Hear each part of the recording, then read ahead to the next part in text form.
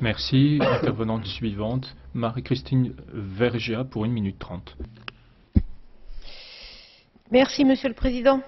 En 2000, les accords d'Arusha ont mis fin à plusieurs années de guerre civile au Burundi, à plusieurs années d'affrontements principalement entre Hutus et Tutsis. Ils ont permis l'arrivée au pouvoir du premier président Hutu dans l'histoire du pays, un processus de réconciliation nationale et la mise en place d'une nouvelle constitution.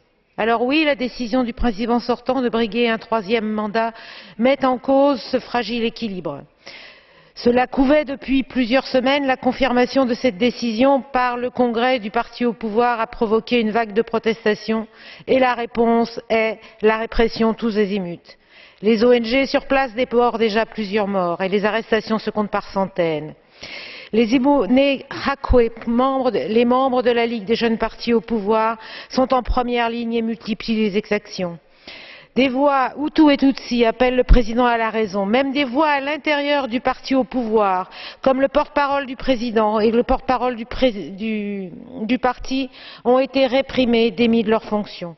Plus de 20 000 Burundais ont d'ores et déjà fui le pays pour craindre pour leur sécurité.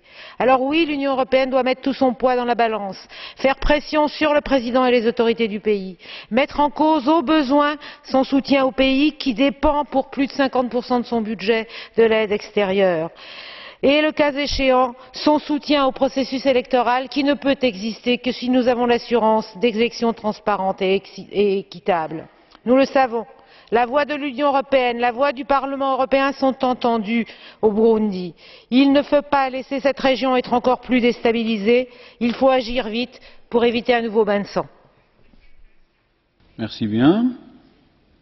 Die nächste Rednerin. Intervenante suivante, Maria Heubourg pour 1 minute 30 au nom des Verts. Merci, Président.